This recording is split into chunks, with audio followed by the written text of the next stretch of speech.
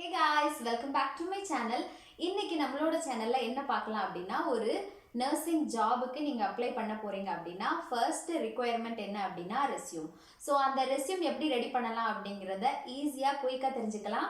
நீங்கள் இந்த வீடியோவை இப்போ தான் ஃபர்ஸ்ட் டைமாக பார்க்குறீங்க அப்படின்னா ப்ளீஸ் டூ சப்ஸ்கிரைப் அண்ட் ஒரு தம்ஸ் லைக் பண்ணுங்க. அண்ட் இந்த வீடியோ முழுசாக பார்த்து தெரிஞ்சுக்கும் போது உங்களுக்கு ஒரு ஐடியா கிடைக்கும் ரெஸ்யூமை பார்த்தீங்கன்னா. So I am sure let's go to the video.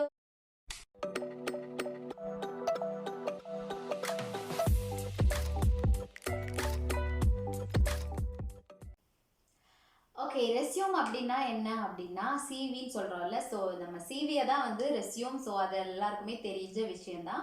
So அதை பற்றி நான் பேச விரும்பலை. ஓகே, நெக்ஸ்ட் சிவி அப்படின்னாலே ஃபர்ஸ்ட் வந்து நம்ம அண்டர்ஸ்டாண்ட் பண்ணிக்கணும். நிறைய பேஜஸ் இருக்கிற மாதிரி சிவி கண்டிப்பாக நீங்கள் ரெடி பண்ணீங்க அப்படின்னா நீங்கள் கண்டிப்பாக செலக்ட் பண்ணுறதுல நிறைய இஷ்யூஸ் வர்றதுக்கான சான்சஸ் இருக்குது. ஏன் அப்படின்னா இப்போ இருக்கிற டைமிங்கில் எல்லாருமே ஃபாஸ்ட்டாக இருக்கிற டைமிங்கில் நம்மளோட சிவி ஒரு 4-5 பேஜஸ் அந்த மாதிரி போச்சு அப்படின்னா அவங்களுக்கு ரீட் பண்ணுறதுக்கு இன்ட்ரெஸ்ட் இருக்க சான்ஸ் கிடையாது. ஸோ அதனால் நம்மளோட சிவி வந்து ரொம்ப ஷார்ட்டாக மேட்டர் வந்து அதுக்குள்ளே வர மாதிரி பார்த்து பண்ணணும். ஏன் அப்படின்னா ஸோ நிறைய பேஜஸ் இருந்தால் யாருமே ரீட் பண்ண மாட்டாங்க. எக்ஸாம்பிள் நம்மளே எடுத்துக்கோங்களேன். நீங்கள் நிறைய பேஜஸ் இருந்துச்சுன்னா வாசிக்க பிடிக்குமா? பிடிக்காது. ஸோ அதுக்காக தான். ஸோ உங்களோட சிவி வந்து 1 பேஜ் ஆர் 2 பேஜ், அது மீதி இருக்கக்கூடாது. மேக்ஸிமம் போனால் 3 பேஜ், அது கூட வேண்டாம். ஸோ 2 பேஜஸ் இருக்கிற மாதிரி உங்களோட ரெஸ்யூம் வந்து நீங்கள் ரெடி பண்ணிக்கோங்க. ஸோ ஃபர்ஸ்ட் பாயிண்ட் வந்து உங்களோடது வந்து ஷார்ட் அண்ட் ஸ்வீட்டாக இருக்கணும். ஸோ செகண்ட் ஒன் என்ன அப்படின்னா நம்ம வந்து நிறைய லெட்டர்ஸ், இப்போ நிறைய ஃபாண்ட் சைஸில் நிறைய லெட்டர்ஸ்லாம் இருக்குது, நிறைய ஸ்டைலிஷான லெட்டர்ஸ்லாம் இருக்குது.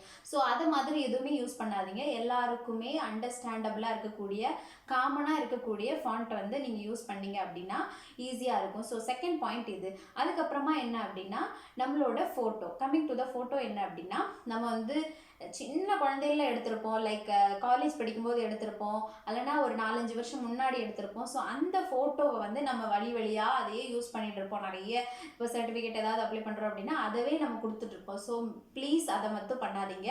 ஏன் அப்படின்னா ரெக்ரூட்டர்ஸ் வந்து கரண்ட்டாக இப்போ இருக்கக்கூடிய ஃபேஸ் தான் வந்து எதிர்பார்ப்பாங்க. ஸோ அதனால் கரண்ட்டாக நீங்கள் இப்போ ஒரு ஃபோட்டோ எடுத்திருக்கீங்க அப்படின்னா ஸோ ப்ரொஃபஷ்னலாக ஒரு ஃபோட்டோ எடுத்து வச்சுக்கோங்க. நம்ம எவ்வளவோ செலவு பண்ணுறோம். ஸோ ஒரு ஃபோட்டோ எடுக்கிறதுக்கு செலவு பண்ணுறது தப்பே கிடையாது. ஸோ கரண்ட்டாக ஒரு நல்ல ஒரு ப்ரொஃபஷ்னலாக ஒரு ஃபோட்டோ எடுத்து வச்சுக்கோங்க.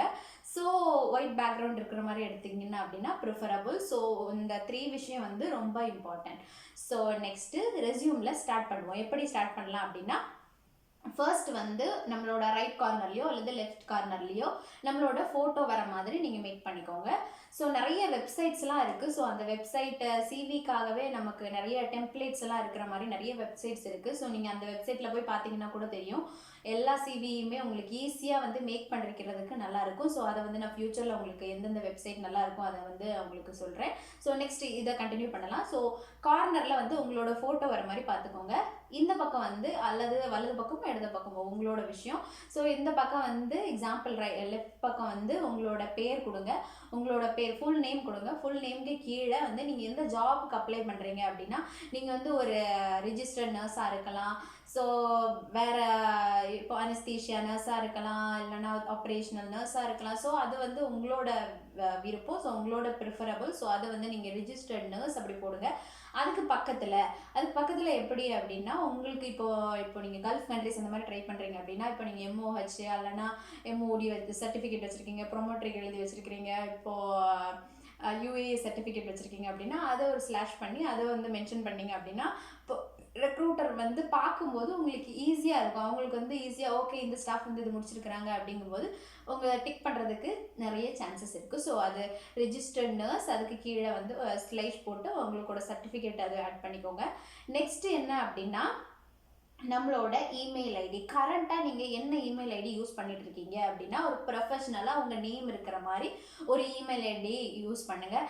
லைக் எக்ஸாம்பிள் சிலவங்க வந்து ராக்ஸ், அப்புறமா நிறைய விளாக்ஸ் அந்த மாதிரிலாம் யூஸ் பண்ணாங்க. ஸோ அதை மாதிரிலாம் நீங்கள் யூஸ் பண்ணாமல் உங்களுக்கு கரண்ட்டாக நீங்கள் உங்களோட நேமில் ப்ரொஃபஷ்னலாக நீங்கள் யூஸ் பண்ணிட்டு இருப்பீங்களா ஆக்டிவாக இருக்கக்கூடிய இமெயில் ஐடியை வந்து நீங்கள் அதில் கொடுங்க.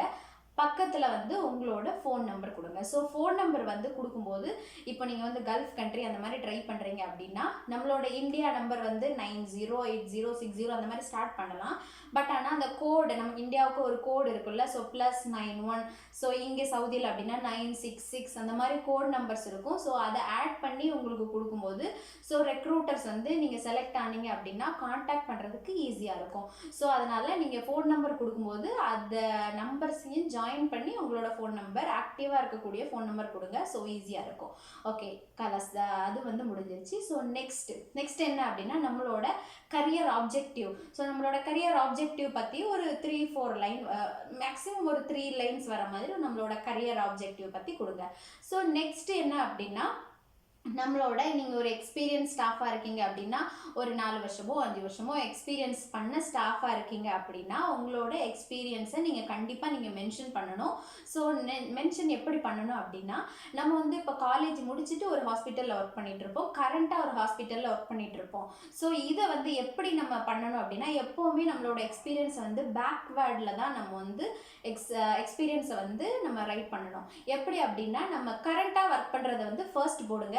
நீங்கள் வந்து முன்னாடியே ஒர்க் பண்ணிட்டு இருக்கீங்க அப்படின்னா அது அப்படியே பேக்காக கொண்டு வந்து கடைசியாக காலேஜ் முடிச்சதுக்கப்புறம் ஒர்க் பண்ணது வந்து லாஸ்ட் இருக்கிற மாதிரி பார்த்துக்கோங்க. ஸோ நீங்கள் கரண்ட்டாக அதை வந்து நீங்கள் எவ்வளோ ஷார்ட்டாக பண்ண முடியுமோ அந்த மாதிரி பண்ணிக்கோங்க. உங்களோட எக்ஸ்பீரியன்ஸாக போட்டுக்கோங்க. இப்போது எக்ஸ்பீரியன்ஸ் வந்து ஒரு நிறைய ஹாஸ்பிட்டலில் நீங்கள் ஒர்க் பண்ணியிருக்கீங்க, ஒரு 4-5 ஹாஸ்பிட்டல்ஸில் ஒர்க் பண்ணியிருக்கீங்க அப்படின்னா ரெக்ரூட்டர்ஸ்க்கு வந்து ஈஸியாக உங்களை அண்டர்ஸ்டாண்ட் பண்ணிக்கணும் அப்படின்னா நீங்கள் ஒரு காலம் மாதிரி மேக் பண்ணி எந்த ஹாஸ்பிட்டலில் எவ்வளோ நாள் நீங்கள் ஒர்க் பண்ணீங்க, எந்த வார்டில், ஸோ அதை வந்து ஒரு டிஃப்ரெண்ட் பண்ணி நீங்கள் போடும்போது ரெக்ரூட்டர்ஸ்க்கு வந்து ஈஸியாக அந்த கண்டென்ட்டை வந்து கேட்ச் பண்ணிக்கிறதுக்கான சான்சஸ் நிறைய இருக்குது. ஸோ அதை வந்து உங்களோட எக்ஸ்பீரியன்ஸ் போட்டுக்கோங்க. ஸோ நெக்ஸ்ட் வந்து என்ன அப்படின்னா நம்மளோட சர்டிஃபிகேட்ஸ் என்ன. இப்போ நம்ம ஸ்பெஷலாக வந்து சர்டிஃபிகேட் என்ன அப்படின்னா இப்போ நீங்கள் கல்ஃப் கண்ட்ரிக்கு வரீங்க அப்படின்னா கண்டிப்பாக பிஎல்எஸ் சர்டிஃபிகேட் வேணும், ஏசிஎல்எஸ் சர்டிஃபிகேட் வந்து ப்ரிஃபரபுளாக எடுத்துப்பாங்க. ஸோ அதனால் நீங்கள் அந்த சர்டிஃபிகேட்லாம் எக்ஸாம்பிள் ப்ரோமெட்ரிக் எக்ஸாம் சர்டிஃபிகேட் வச்சுருக்கீங்க அப்படின்னா ஸோ அதை வந்து நீங்கள் அப்ளை அதில் வந்து நீங்கள் போடுங்க. ஸோ எந்த டேட்டு எப்போ எக்ஸ்பைரி ஆகும், ஸோ அது வந்து அந்த சர்டிஃபிகேட், அதுக்கப்புறமா அதுக்கு கீழே எக்ஸ்பைரி டேட்டு எப்போ முடிச்சிங்க, ஸோ அதை போடும்போது ஈஸியாக இருக்கும். ரொம்ப பெருசாக எழுதாமல், ரொம்ப கண்டென்ட் வந்து ரொம்ப பெருசாக இருக்காமல் எப்போவுமே வந்து நம்மளோட கண்டென்ட் வந்து ஷார்ட்டாக இருக்கணும். அதே மாதிரி கண்டென்ட் வந்து ஃபுல்லாகவே அதுக்குள்ளே அடங்கி இருக்கிற மாதிரி இருக்கணும். ஸோ நம்மளோட ப்ரோமெட்ரிக் எக்ஸாம், பிஎல்எஸ், ஏசிஎல்எஸ், அப்புறமா பால்ஸ், இந்த மாதிரி நிறைய சர்டிஃபிகேட்ஸ் இருக்குது. ஸோ அதெல்லாம் நீங்கள் முடிச்சிருக்கீங்க. லைக் இன்ஃபெக்ஷன் கண்ட்ரோல் நர்ஸாக இருக்கிறீங்க அப்படின்னா ஸோ ப்ரிஃபரபிள் உங்களுக்கு ஈஸியாக வந்து அதுக்குரிய சான்சஸ் கிடைக்கிறதுக்கு நிறைய சான்சஸ் இருக்குது. ஸோ அதனால உங்களோட சர்டிஃபிகேட்ஸில் வந்து இதெல்லாம் ஆட் பண்ணிக்கோங்க. ஸோ நெக்ஸ்ட் என்ன அப்படின்னா நம்மளோட குவாலிஃபிகேஷன் என்ன, அதுவுமே வந்து நம்மளோட பேக்வேர்டில் தான் நம்ம இது பண்ணணும். எக்ஸாம்பிள் நம்ம 10th 12th அதுக்கப்புறமா காலேஜ், அதுக்கப்புறமா பிஎஸ்சி எம்எஸ்சி அப்படி நிறைய இருக்கும். ஸோ அதை வந்து எப்பவுமே பேக்வேர்டில் தான் போடணும். ஸோ அந்த சர்டிஃபிகேட்ஸ் எல்லாம் இப்போ நீங்கள் நிறைய படிச்சிருக்கீங்க அப்படின்னா 10th 12th அதெல்லாம் ரிமூவ் பண்ணிவிடுங்க, காலேஜ் அதெல்லாம் ரிமூவ் பண்ணிடாதீங்க. ஸோ அதை வந்து நீங்கள் எக்ஸ்பீரியன்ஸ் படி எப்படி நீங்கள் படிச்சிருக்கீங்களோ ஸோ அது படி நீங்கள் எக்ஸ்பீரியன்ஸை போட்டுக்கோங்க. ஸோ நெக்ஸ்ட் என்ன அப்படின்னா உங்களோட personal details. So personal details என்ன அப்படின்னா ரொம்ப கொடுக்க வேண்டாம். உங்களோட நேம் வந்து நீங்கள் முன்னாடியே கொடுத்துருக்கீங்க. ஸோ உங்களோட டேட் ஆஃப் பர்த், உங்களோட செக்ஸ், உங்களோட சிங்கிள் ஆர் மேரிட், அப்புறமா கரண்ட் அட்ரஸ், அதுக்கப்புறமா பெர்மனண்ட் ஹோம் அட்ரஸ், ஸோ இதெல்லாம் கொடுங்க. ஸோ அதுக்கப்புறமா வந்து என்ன அப்படின்னா உங்களுக்கு என்ன லாங்குவேஜஸ்லாம் தெரியும் அப்படிங்கிறத வந்து கொடுக்கலாம். என்ன லாங்குவேஜஸ் தெரியும் அப்படின்னா கண்டிப்பாக இங்கிலீஷ் வந்து நமக்கு தெரிஞ்சிருக்கணும். இந்த மாதிரி அதர் கண்ட்ரீஸில் நம்ம ஒர்க் பண்ண போகிறோம் அப்படின்னா ஸோ அதர் தென் நீங்கள் வந்து தமிழ், இங்கிலீஷ், மலையாளம், அரபிக், இப்போ நீங்கள் வந்து அரபு கண்ட்ரீஸில் ஒர்க் பண்ண போகிறீங்க அப்படின்னா நீங்கள் அரபிக் கொடுத்துருந்தீங்க அப்படின்னா உங்களுக்கு அரபிக் தெரிஞ்சவங்களை வந்து உண்மையாக இங்கே வந்து நிறைய பேர் செலக்ட் பண்ணுறாங்க. ஸோ அரபிக் வந்து நீங்கள் கொடுங்க. ஸோ உங்களுக்கு லாங்குவேஜ் தெரிஞ்சிருக்குது அப்படின்னா ஸோ அது முடிஞ்சது. ஸோ பர்சனல் டீட்டெயில்ஸ், அதுக்கப்புறமா லாங்குவேஜ் என்ன அப்படிங்கிறத போட்டாச்சு. ஸோ நெக்ஸ்ட் என்ன அப்படின்னா உங்களுக்கு ஏதாவது எக்ஸ்பீரியன்ஸ் வந்து இப்போ எக்யூப்மெண்ட்ஸ் உங்களுக்கு ஏதாவது உங்களுக்கு எக்ஸ்பர்டைஸ் ஏதாவது உங்களுக்கு நிறைய தெரியும் அப்படின்னா, லைக் எக்ஸாம்பிள் ஒரு எக்யூப்மெண்ட்ஸ் உங்களுக்கு யூஸ் பண்ண தெரியும். இப்போ எக்ஸாம்பிள் வந்து என்ன அப்படின்னா, ஒரு ஐசியூவில் ஒர்க் பண்ணுறீங்க, எமர்ஜென்சி டிபார்ட்மெண்ட்டில் ஒர்க் பண்ணுறீங்க அப்படின்னா, இல்லை லேபர் டிபார்ட்மெண்ட்டில் ஒர்க் பண்ணுறீங்க அப்படின்னா, உங்களுக்கு இப்போ சிடிஜி மெஷின் எப்படி யூஸ் பண்ணுறது, அப்புறமா வென்டிலேட்டர் எப்படி யூஸ் பண்ணுறது, ஸோ இந்த மெஷின்ஸ்லாம் உங்களுக்கு யூஸ் பண்ண தெரியும் அப்படின்னா, ஸோ அதை வந்து லிஸ்ட் அவுட் பண்ணுங்கள். ஒரு புல்லட் பாயிண்ட் போட்டு அதை லிஸ்ட் அவுட் பண்ணிக்கோங்க. ஸோ இது ஒரு காலம்ல இருக்கட்டும். ஸோ நெக்ஸ்ட் என்ன அப்படின்னா, உங்களோட டியூட்டிஸ், உங்களுக்கு என்ன டியூட்டி, எக்ஸ்பீரியன்ஸ் ஆஃப் டியூட்டிஸ் அப்படிங்கிற ஒரு காலம் கொண்டு வாங்க. ஸோ அதில் என்ன அப்படின்னா, நீங்கள் என்ன இதுக்கு முன்னாடி வேலை பார்த்த ஹாஸ்பிட்டல்லையோ இல்லை இப்போ வேலை பார்க்குற ஹாஸ்பிட்டல்லையோ உங்களுக்கு என்ன வேலை தெரியும், என்ன வேலை உங்களுக்கு 100% வந்து கொடுக்க முடியும் அப்படிங்கிற விஷயத்த வந்து புல்லட் பாயிண்ட் போட்டு உங்களுக்கு அதில் வந்து போட்டுக்கோங்க. ஸோ அது வந்து ரெக்ரூட்டர்ஸ் பார்க்கும்போது, ஸோ இவங்களுக்கு இந்த வேலையெல்லாம் தெரியும், ஸோ இவங்களை வந்து இந்த பொசிஷனுக்கு ரெக்ரூட் பண்ணும்போது இவங்களால இதெல்லாம் பண்ண முடியும் அப்படிங்கிற ஒரு ஹோப் கிடைக்கும். ஸோ இன்டர்வியூ எடுக்கும்போது அந்த விஷயம்லாம் உங்களுக்கு தெரியுமா அப்படிங்கிறத வந்து அவங்க செக் பண்ணுவாங்க. ஸோ அதனால் உங்களுக்கு தெரிஞ்ச விஷயங்களை மட்டும் அதில் கொடுங்க. ஸோ தெரியாத விஷயங்களை நீங்கள் கொடுத்தீங்க அப்படின்னா அவங்க வந்து கேட்கும்போது உங்களுக்கு தெரியாமல் போகிறதுக்கு சான்சஸ் இருக்குது. ஸோ அதனால் உங்களுக்கு தெரிஞ்ச விஷயங்களை மட்டும் கொடுங்க. ஸோ முடிஞ்சது. அதுக்கப்புறமா என்ன அப்படின்னா, ஸோ இந்த விஷயத்த நீங்கள் போட்டிருப்பீங்க. ஸோ நெக்ஸ்ட் என்ன அப்படின்னா ரெஃபரன்சஸ். ஸோ ரெஃபரன்சஸ் என்ன அப்படின்னா, நீங்கள் ஒரு ஹாஸ்பிட்டலில் ஒர்க் பண்ணுறீங்க, உங்களுக்கு ஹையர் அத்தாரிட்டி இருப்பாங்கல்ல, so like nursing manager, nursing supervisor, so அந்த மாதிரி இருக்கிறவங்கள நீங்கள் ரெஃபரன்ஸாக கொடுக்கலாம்.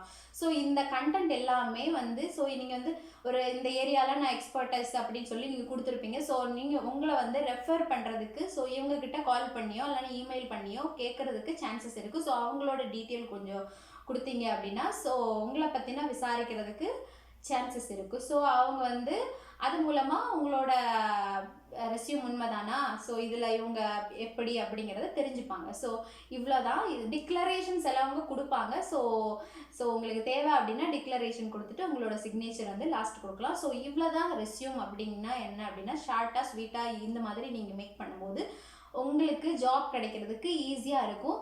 ஸோ இதில் கடைசியாக நான் என்ன பாயிண்ட் சொல்ல விரும்புகிறேன் அப்படின்னா, சில ஹாஸ்பிட்டல்ஸில் வந்து நீங்கள் வந்து டைரெக்டாக அவங்களோட வெப்சைட்டில் போய் கரியர் வெப்சைட் இருக்கும் எல்லா ஹாஸ்பிட்டல்ஸ்லையுமே. அந்த ஹாஸ்பிட்டலில் நீங்கள் டைரெக்டாக நீங்கள் அப்ளை பண்ணுறீங்க அப்படின்னா உங்களோட ரெஸ்யூம் வந்து நீங்கள் ஆன்லைனில் அப்ளை பண்ணுற மாதிரி தான் இருக்கும். ஸோ ஆன்லைனில் அப்ளை பண்ணும்போது நம்மளோட ரெஸ்யூமை எல்லாருமே வந்து ரெக்ரூட்டர்ஸ் தான் நம்மளோட ரெஸ்யூமை வந்து படிப்பாங்க அப்படி சொல்லிட்டு நம்ம நினச்சிட்டு இருப்போம். ஸோ சில இடங்களில் அப்படி நடக்கிறதுக்கு வாய்ப்புகள் கிடையாது. சில இடங்களில் சில வெப்சைட்ஸ் இருக்கும். அந்த வெப்சைட்டில் அவங்களுக்கு தேவையான கண்டென்ட்டு வந்து நம்மளோட ரெஸ்யூமில் இருந்தால் மாத்திரம் மட்டும்தான் நம்மளோட ரெஸ்யூம் வந்து அடுத்த கட்டத்துக்கே போகிறதுக்கு சான்சஸ் இருக்குது. ஸோ அதனால் என்ன அப்படின்னா, நம்மளோட ரெஸ்யூம் வந்து கம்ப்யூட்டர்லேயே வந்து பார்ப்பாங்க, கம்ப்யூட்டரே வந்து அனலைஸ் பண்ணி அதுவே ரிஜெக்ட் பண்ணுறதுக்கான நிறைய சான்சஸ் இருக்குது. அதனால நம்மளோட கண்டென்ட் வந்து எப்போவுமே வந்து குவாலிஃபைடாக இருக்கிற மாதிரி நீங்கள் பார்த்துக்கோங்க. ஸோ சில இடங்களில் டைரெக்டாக ரெக்ரூட்டர்ஸ் தான் நம்மளோட ரெஸ்யூமை வந்து பார்ப்பாங்க. ஸோ அதனால் நம்மளோட ஃபர்ஸ்ட் இம்ப்ரெஷன் எப்போவுமே பெஸ்ட்டாக இருக்கணும். And best of luck. நீங்கள் புதுசாக ஜாபுக்கு அப்ளை பண்ணுறீங்க அப்படின்னா உங்களுக்கு பெஸ்ட் ஆஃப் லக் சொல்லிக்கிறேன். அண்ட் இந்த வீடியோவை இவ்வளோ நேரம் நீங்கள் பொறுமையாக வாட்ச் பண்ணதுக்கு ரொம்ப தேங்க்யூ. இந்த வீடியோ மூலமாக உங்களுக்கு யூஸ்ஃபுல்லாக இருக்கும்னு நான் நம்புகிறேன். அண்ட் தேங்க்ஸ் ஃபார் வாட்சிங். இந்த வீடியோவை யாருக்காவது ஷேர் பண்ணுங்கள், உங்களுக்கு பயன்படலாம். அண்ட் தேங்க்ஸ் ஃபார் வாட்சிங். Tata, bye bye.